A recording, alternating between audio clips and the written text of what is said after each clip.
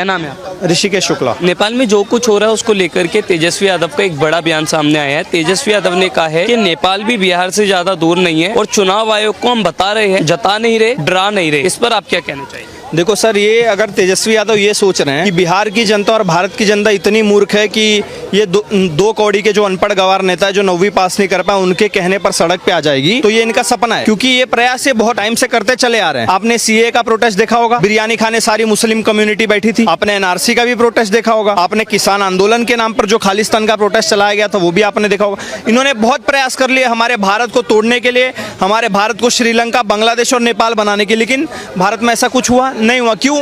क्योंकि इनका बाप जो बब्बर शेर है वो बैठा हुआ है गद्दी पे और मोटा भाई मोटा डंडा लेके बैठे हैं। जो भी उपद्रवी हमारे सड़कों पर आएंगे वो जूते और डंडे खाएंगे। इनके बस की कुछ नहीं है। ये अगर सपना देख रहे हैं कि भैया हम नेपाल की तरह भारत में अनरेस्ट पैदा कर देंगे, तो वो it's totally impossible to do that. क्योंकि हमारे भारत में ऐसी कोई स्थिति है ही नहीं कि इतने बुरे तरीके से बन पाए। कांग्रेस के दौर में हुआ करती थी, अब भारत हमारा ग्रोथ कर रहा है, विकास कर रहा है। आप नेपालियों के प्रोटेस्ट के वीडियोस देखो, वो बोल रहे हैं कि हमें भी प्रधानमंत्री मोदी जैसा नेता चाहिए जो हमारे नेपाल को यहाँ से यहाँ तक ले जा सके। तो एक तरफ डिमांड कर रहे हैं लोग। आपने ऑपरेशन सिंदूर देख लिया, पाकिस्तान की कैसे खिल्लियां उड़ाई है भारत ने। तो भारत में ऐसा होना संभव नहीं है। अगर ये विदेशी ताकतें चाह रही है, ये डोनाल्ड ट्रंप और हिंडनबर्ग के जो चमचे पाले हुए हैं ना यहाँ पर, वो चाह रहे हैं कि भारत में अगर नेपाल जैसी स्थिति बन जाए तो भैया आप भारत छोड़ के चले जाओ। अगर आपको ऐसी स्थिति देखनी है तो आप नेपाल ही चले जाओ, क्योंकि भारत में आपको ऐसी स्थिति देखने नहीं मिलेगी। लेकिन आपको इस बात से तो स्पष्ट नजर आ रहा है ना कि वो कहीं ना कहीं चुनाव आयोग को एक धमकी देते हुए नजर आ रहे हैं। सर वो कुछ उखाड़ पाए चुनाव आयोग पे धमकी देके? चुनाव आयोग पे तो मैं देख रहा हूँ जब से मोदी जी बने 2014 से तब पे धमकी दे रहे हैं। कुछ उखाड़ पाए? अभी तक कुछ नहीं हो पाया।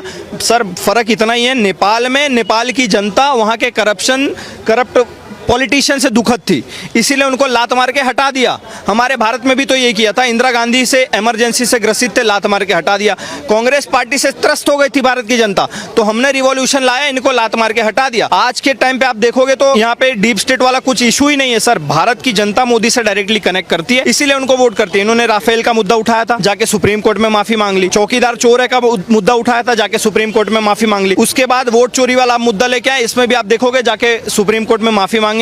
ये हमारे भारत में नेपाल जैसी स्थिति पैदा कर ही नहीं सकते। लेकिन एक मैं आपको बात बताना चाहता हूँ ऋषिकेश, ये देखिए कितनी बड़ी बात है। नेपाल के लोग चाहते हैं कि वहाँ के प्राइम मिनिस्टर मोदी जैसी हो, और हमारे देश के विपक्ष के नेता मोदी के खिलाफ जाकर के जो है प्रदर्शन करते हैं। संजय राउत का जो है इस पर बयान भी आया कि एक देश में जो कुछ हो रहा है वो दूसरे देश में भी हो सकता है। आप इस पर क्या कहना चाहिए? सर दूसरे देश में का तो नहीं पता, लेकिन शिवसेना के उद्धव गुट में जरूर हुआ था। आपने भी नोटिस किया होगा। ये जो आपने जिसका नाम बताया चमचे का संजय राउत, वो एकमात्र ऐसा नेता जो गर्व के साथ कह सकता है कि भैया मैंने 2 पार्टियों को तोड़ा है, एक मेरी खुद की शिवसेना और एक ये जो शरद पवार जी की पार्टी है एनसीपी। ये बंदे ने 2 पार्टियों को तोड़